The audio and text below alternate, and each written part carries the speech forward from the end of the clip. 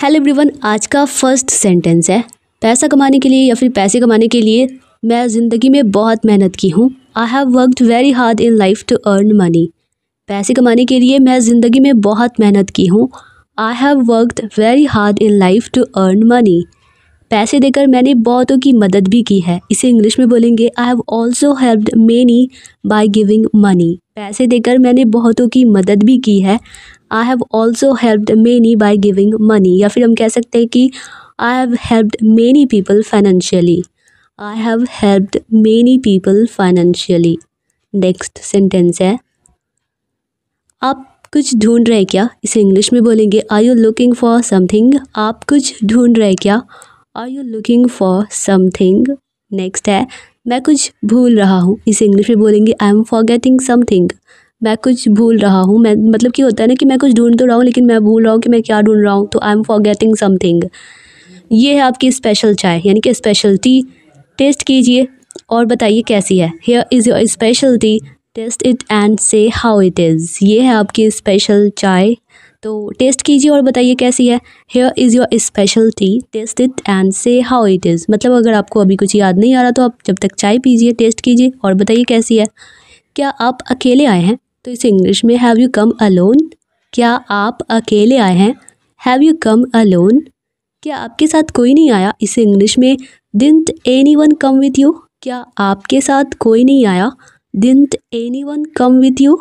Next sentence है मुझे माफ़ कर दो मैं उस दिन तुम्हें समझ नहीं पाया। इसे इंग्लिश में बोलेंगे I am sorry I didn't understand you that day. मुझे माफ़ कर दो मैं उस दिन तुम्हें समझ नहीं पाया। I am sorry I didn't understand you that day.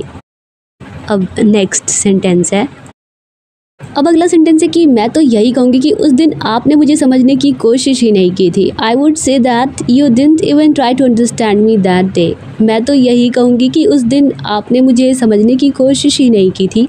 I would say that you didn't even try to understand me that day.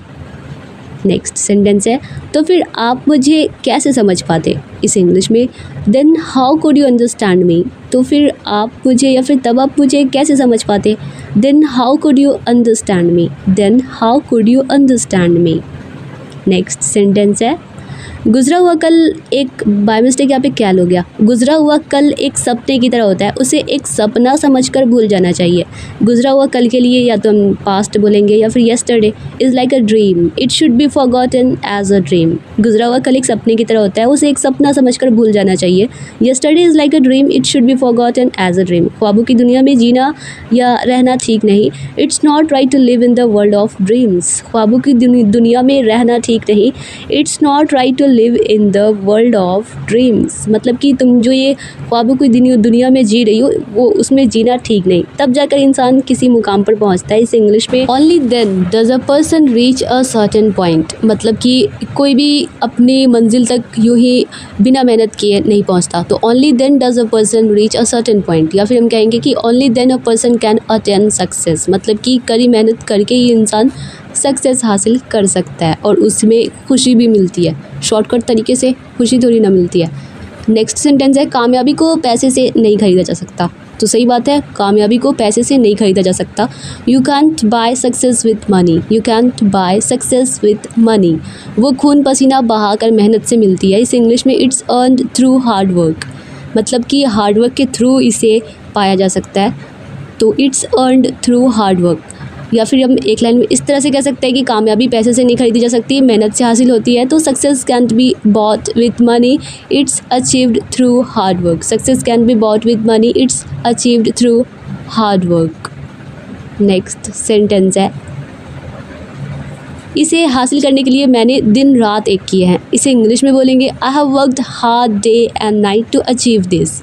I have worked hard day and night to achieve this. अब अगला sentence है अब अगर ये कहना हो कि मैं इसके लायक हूँ, यानी कि मैंने मेहनत करी है और इसकी हकदार मैं हूँ, मैं इसके लायक हूँ, मैं डिज़र्व करती हूँ, तो आई डिज़र्व दिस। समझ गए, गॉट इट। अब मेरी नज़र तुम पर है। इसे इंग्लिश में बोलेंगे now my eyes are on you. अब मेरी नज़र तुम पर है, now my eyes are on you. मैं इतनी कामयाब अपनी मेहनत से बनी हूँ। इसे इंग्लिश में बोलेंगे I have become so successful because of my own efforts. मैं इतनी कामयाब अपनी मेहनत से बनी हूँ। I have become so successful because of my own efforts.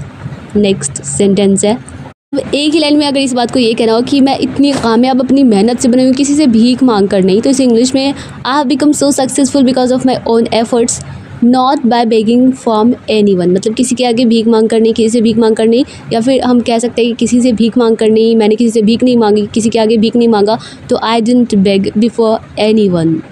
मैं इतनी कामयाब अपनी मेहनत से बनी हूँ, किसी से भीख मांग कर नहीं। I have become so successful because of my own efforts not by begging from anyone, या फिर I didn't beg before anyone. और अब हो जाती है यहाँ से टॉपिक चेंज, और इसके आगे की जो सेंटेंस है वो अब देखिए। अब है उसका पहला सेंटेंस, तुमने मुझ पर जितना भरोसा किया उतना भरोसा मुझ पर कोई नहीं करता। क्योंकि होता है कभी कामयाबी के लिए हमें किसी न किसी से थोड़ी ना थोड़ी तो हमें हेल्प लेनी होती है, और जो शुरुआत करता है तो हमें वो तो हमेशा ही याद रहता है। तो no one trusts me as much as you trust me. तुमने मुझ पर जितना भरोसा किया उतना भरोसा मुझ पर कोई नहीं करता। No one trusts me as much as you trust me. यहाँ तक कि मेरी कामयाबी की वजह भी तुम ही हो। Even the reason for my success is you. यहाँ तक कि मेरी कामयाबी की वजह भी तुम ही हो। Even the reason for my success is you. मैं तो खुद के लिए भी कभी टाइम नहीं निकाल पाती हूँ, ज़रूरत ही नहीं लगती। I don't even get time for my self, I don't feel the need for it. I don't even get time for my self, I don't feel the need for it. मतलब कि कोई लड़का है जो इवनिंग में treat के लिए बुलाया है उसकी कामयाबी पर, और वो उसे अपने दिल की बात बताता है, तो लड़की नहीं उसे एक्सेप्ट करती। तो अगर मैंने तुम्हें दुख पहुंचाया हो तो उसके लिए मैं तुमसे बहुत बहुत माफ़ी चाहती हूँ। इसे इंग्लिश में if I have hurt you I am very sorry for that. अगर मैंने तुम्हें दुख पहुंचाया हो तो उसके लिए मैं तुमसे बहुत बहुत माफ़ी चाहती हूँ। If I have hurt you I am very sorry for that. मैंने कितनी बार तुमसे कहा था कि इस फैसले के बारे में एक बार सोच लो। I told you several times to think about this decision. मैंने तुमसे कितनी बार कहा था कि इस फैसले के बारे में सोच लो। I told you several times to think about this decision. अब बिज़नेस है तो ये तो होगा कि कभी प्रॉफिट होगा कभी लॉस होगा, तो और कभी ये भी होता है कि कभी कोई साथ में काम करने वाला ही हमें चीट कर जाता है, किसी और से मिल जाता है। तो मैं उसे 2 दिनों से देखी नहीं हूँ, या मैंने उसे 2 दिनों से देखा नहीं है। I haven't seen him for 2 days। I haven't seen him for 2 days। ना ही वो मेरे कॉल्स या मैसेजेस का जवाब दे रही है। इसे इंग्लिश में she is neither taking my calls nor answering my messages. She is neither taking my calls nor answering my messages. तुम पहले से ही इतने परेशान हो इसलिए मैंने तुम्हें बताया नहीं। यानी कि बिज़नेस को लॉस को देखकर तुम पहले से ही इतनी परेशान हो, मैंने तुम्हें बताया नहीं। तो you are already disturbed so I didn't tell you. तुम पहले से ही इतनी परेशान हो इसलिए मैंने तुम्हें बताया नहीं। You are already disturbed so I didn't tell you. तो ये था आज का लास्ट सेंटेंस। और dear all students, I hope कि यह वीडियो आप लोगों के लिए हेल्पफुल रही होगी, आप लोगों को पसंद आई होगी। अगर यह वीडियो आप लोगों के लिए थोड़ी सी भी हेल्पफुल लगी हो, आप लोगों को थोड़ी सी भी हेल्पफुल लगी हो, तो वीडियो को लाइक कर दीजिए। मिलता है नेक्स्ट वीडियो में, तब तक के लिए bye bye and take care.